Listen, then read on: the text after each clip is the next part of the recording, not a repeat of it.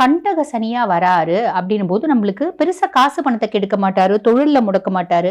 ஆரோக்கியம் சார்ந்த விஷயத்துல கவனம் அப்படின்றது தேவை. 2வது பயணத்தில் கவனம் அப்படின்றது வேணும். ஒரு சிலருக்கு இயற்கையாவே உடல் ரீதியான உபாதைகள் அப்படின்றது வரத்துக்கு வாய்ப்பு உண்டு. குடுக்கணும் அப்படின்றத யோசிச்சுட்டே இருப்பாரா, அதை திங்க் பண்ணிட்டே இருப்பாரா, சாலிடா ஒரு செகண்ட் கிடைச்சா கூட கொடுத்துருவாரா. அதே மாதிரி பாருங்க, அம்மானோட சப்போர்ட் அப்படின்றது பெருசா கிடைக்காது.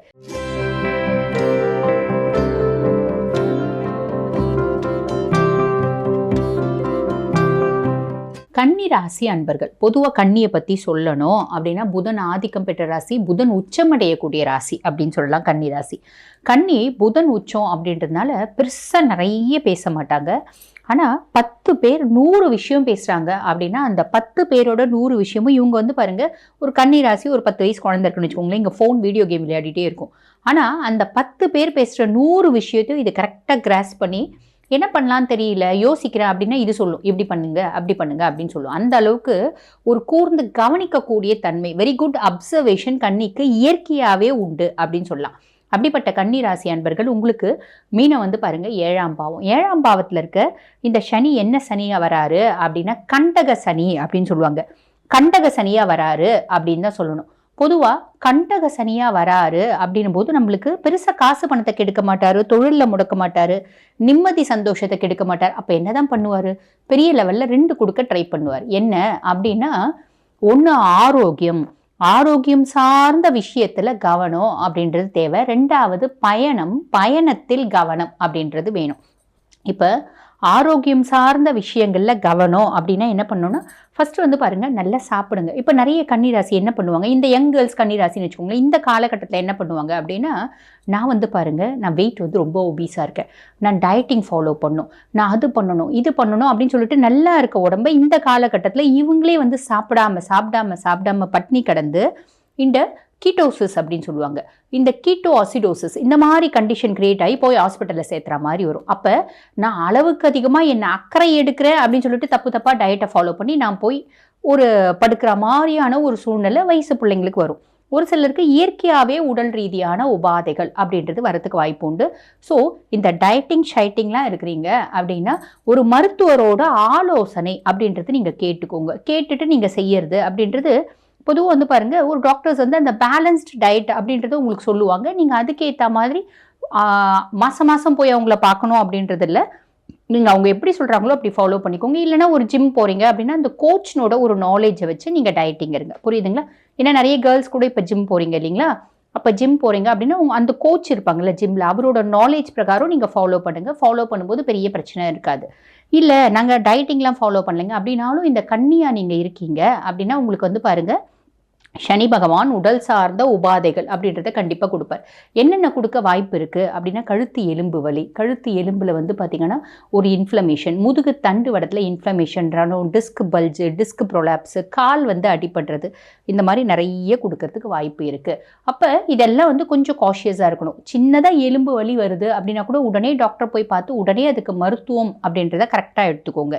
இது 2வது பயணத்தில் கவனம். அப்போ நீங்கள் எங்கன்னா வந்து வெளி ஊருக்கு போகிறீங்க அப்படின்னா நம்ம என்ன பண்ணணும், சுவாமியை நல்லா கும்பிட்டுட்டு போங்க. ஏன்னா சனி பகவானுக்குன்னே ஒரு மரியாதை நம்ம கொடுக்கணும். அவரை வந்து நம்ம வந்து புறக்கணிக்கவோ அவரை நெக்லெக்ட் பண்ணவோ கூடாது. காரணம் என்ன அப்படின்னா, அவர் ரொம்ப ஜெனியூனாக வேலை செய்வார். நம்மள மாதிரிலாம் அரைக்குறை வேலையெல்லாம் செய்ய மாட்டார், ரொம்ப பர்ஃபெக்டாக வேலை செய்வார். அப்போ ரொம்ப பர்ஃபெக்டாக வேலை செய்கிறவங்களுக்கு நம்ம மரியாதை அப்படின்றது கொடுத்து தானே ஆகணும். நம்ம தூங்கிட்டு இருந்தால் நம்ம நிறைய வேலையெல்லாம் மறந்துடுவோம். நம்மளுக்கு மனசுக்கு பிடிச்சமான விஷயத்தை செய்யும்போது நம்ம வேலைகள்லாம் மறந்துடுவோம். ஆனால் சனி பகவான் அப்படி கிடையாது. எப்பயுமே வந்து பார்த்தீங்கன்னா, நம்ம என்ன வந்து கொடுக்கணும் அப்படின்றத யோசிச்சுட்டே இருப்பாரா, அதை திங்க் பண்ணிகிட்டே இருப்பாரா, சாலிடாக ஒரு செகண்ட் கிடச்சா கூட கொடுத்துருவாரா. அப்போ அவருக்கு நம்ம மரியாதை கொடுக்கணும் இல்லையா? மரியாதை கொடுத்து என்ன பண்ணலாம், நம்ம எங்கன்னா வெளியே போகிறோம் அப்படின்னா ஹனுமான வழிபாடு பண்ணிட்டு போங்க. அப்போ பெருசாக வந்து சனி பகவான் கொடுக்கணும்னு நினைக்கிறத சின்னதாக கொடுப்பாரு, கொடுக்காம இருக்க மாட்டார், சின்னதாக கொடுப்பாரு அப்படின்னு சொல்லலாம். சரிங்களா? இது 2ம் பார்த்துக்கோங்க. சனி பகவானோட பார்வை இப்போ கண்டக சனியா இருந்து ஜென்மத்தை பார்க்குறாரு. பொதுவாக ஜென்மத்தை லக்னத்தை வந்து சனி பகவான் பார்க்குறாரு அப்படின்னா என்ன பண்ணுவார் அப்படின்னா, ஃபர்ஸ்ட் விஷயம் நம்ம மனசு கொஞ்சம் கிறுக்கு பிடிக்கும். நம்மளே வந்து பாருங்க தப்பாக முடிவெடுப்போம், தப்பாக யோசிப்போம், தப்பாக செய்வோம், இந்த மாதிரி ஒரு கிறுக்குத்தனம் அப்படின்றது வரும். 2வது வந்து பார்த்தீங்கன்னா, சனி பகவான் ஜென்மத்தை பார்க்கும்போது நம்மளுக்கு ஸ்லகிஷ்னஸ்னா ஒரு மந்த நிலை. ஏன்னா சனியை வந்து என்ன சொல்லுவாங்க அப்படின்னு கேட்டிங்கன்னா, மந்தன் முடவன் அப்படின்னு சொல்லுவாங்க. நமக்குள்ள வந்து பார்த்தீங்கன்னா ஒரு மந்த நிலை. ஃப்ரீயாக இருக்கணும், சும்மா இருக்கணும், கம்முனே இருந்தால் நல்லா இருக்குப்பா, வேலை செஞ்சால் முடியாத மாதிரி இருக்குது, எனக்கு வேலை செய்யவே பிடிக்கல, இந்த மாதிரி ஒரு சூழ்நிலை சனி பகவான் ஏற்படுத்துவார். சனி பகவான் ஜென்மத்தை பார்க்கறதுனால இப்படி ஒரு சார்ட் ஆஃப் காம்ப்ளிகேஷன் நம்மளுக்கு ஏற்படுத்துவார் அப்படின்னு தெரிஞ்சு நம்ம ஓடிட்டே இருக்கணும். நம்ம ஒன்றும் இல்லை, கோயிலுக்கு டெய்லி போயிட்டு வந்தாலே அந்த மந்த நிலை அப்படின்றது மாறும். பக்கத்தில் என்ன கோயில் இருக்கோ போங்க, முடியும் அப்படின்னா ஹனுமன் கோயிலுக்கு போங்க, நல்ல உன்னதமான பலன்கள் கிடைக்கும். அதுக்கப்புறம் சனி பகவான் கண்டக சனியை வந்து 4ஆம் பாவத்தை பார்க்குறாரு. 4ஆம் பாவம் அப்படின்றது சுக தாயார் ஸ்தானம். அப்போ நம்மளோட சுகங்கள், போகங்கள், யோகங்கள் அப்படின்றது கெடும். நம்மளோட கம்ஃபர்ட் ஜோனை விட்டுட்டு தான் நம்ம சில வேலை செய்கிற மாதிரி இருக்கும். இது ஒன்று நடக்கும். அதே மாதிரி பாருங்க, அம்மானோட சப்போர்ட் அப்படின்றது பெருசாக கிடைக்காது. எனக்கு முதல்லேருந்தே எங்கள் அம்மானோட சப்போர்ட் கிடையாதுங்க, சந்தோஷம். அப்போ பெருசாக நம்ம வந்து எதிர்பார்க்க போகிறதில்ல.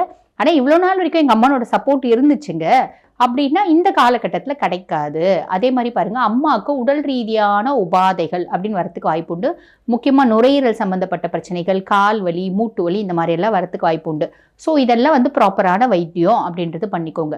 அதுக்கப்புறம் கண்டக சனியை வந்து 9ஆம் பாவம் பாக்கியஸ்தானத்தை பார்க்குறார்.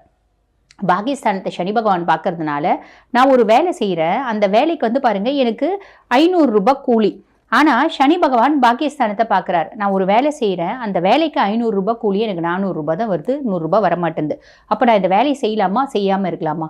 ஒரு வேலை என்னோட உழைப்புக்கேற்ற ஊதியம் வரலைன்னா அந்த வேலையை செய்யறதை விட செய்யாமல் இருக்கிறது நல்லது இல்லை அப்படின்னு நம்ம யோசிப்போம். ஆனால் அப்படி இருக்கக்கூடாது. காரணம் என்ன அப்படின்னா, நீங்கள் 500 ரூபாய்க்கு வேலை செய்கிறீங்க, 400 ரூபாய் தான் கூலி வருது. அந்த மீதி 100 ரூபாய் கூலி நம்மளுக்கு அனுபவ பாடமாக நம்ம மனசில் நிற்கும். ஆக அது வந்து விரயமாகறதில்ல, வேஸ்ட்டாக போகிறதில்ல. ஆக நீங்கள் என்ன பண்ணணும் அப்படின்னா, உங்களுக்கு 500 ரூபாய் கூலி வேணும் அப்படின்னா நீங்கள் 600 ரூபாய்க்கு வேலை செய்யுங்க, 500 ரூபாய் கூலி அப்படின்றது வந்துடும். உழைப்பை அதிகப்படுத்துங்க. வேலை செய்யாமல் கம்மி கூலி வருது, நான் வேலை செய்யாமல் உட்கார்ந்துட்டுருப்பேன் அப்படின்றது ரொம்பவே பெரிய முட்டாள்தனம். பொதுவாக நம்மளுக்கு நேரமும் காலமும் சந்தர்ப்பமும் சூழ்நிலையும் சாதகமாக இருக்கும்போது நம்ம 2 மடங்கு உழைக்கணும். நேரமும் சந்தர்ப்பமும் சூழ்நிலையும் காலமும் சாதகமாக இல்லை அப்படின்னா 4 மடங்கு உழைக்கணும். உழைக்கணும் அப்படின்றதுல எப்பயுமே மாற்றுக்கிறது கிடையாது. உழைச்சா மட்டும்தான் நல்லா இருப்போம் அப்படின்றத மனசில் ஸ்ட்ராங்காக முடிவு பண்ணிக்கோங்க. அது உங்களுக்கு ஆல்ரெடி தெரியும், பட் பியாண்ட் தட் நான் சொல்கிறேன். சரிங்களா? சரி. ஆக இந்த சனி பகவான் கண்டக சனியாக என்னென்ன பிரச்சனைகளை கொடுக்க போகிறார், அவரோட பார்வை என்னென்ன பிரச்சனை கொடுக்க போது நம்மளுக்கு தெரிஞ்சிடுச்சு இல்லைங்களா? சரி, இந்த குரு ஏதாவது ஹெல்ப் பண்ணுவார். இந்த சனி பயிற்சி தான், பட் இருந்தாலும் குருனோட ஒரு இம்பாக்ட் சொல்கிறேன். குரு 10ஆம் பாவம், தொழிலில் கொஞ்சம் ஹெல்ப் பண்ணிடுவார். ராவுக்கு இது பெருசாக வந்து ஒரு பாசிட்டிவ் இம்பாக்ட் இல்லை. குரு வந்து 10ஆம் பாவம் தொழில் ஸ்தானத்தில் வரனால தொழிலில் வந்து பெருசாக சனி பகவான் கெடுக்க மாட்டார். அவரே வந்து கண்டக சனியாக இருந்து தொழிலை கெடுக்க போகிறது இல்லை. ஓகேங்களா? பாக்கியத்தை தான் கெடுக்க போகிறாரு.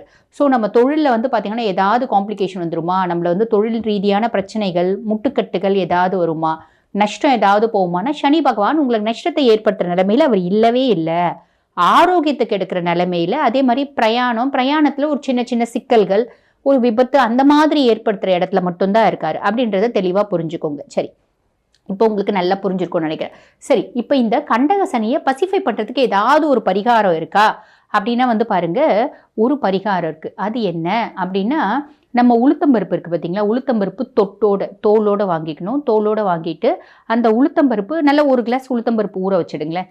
ஊற வச்சுட்டு அதில் கூட நல்ல இவ்வளோ கருப்பு எள்ளு போட்டு ஊற வச்சு மறுநாள் காலையில் உளுந்த வடையாக செஞ்சுடுங்க.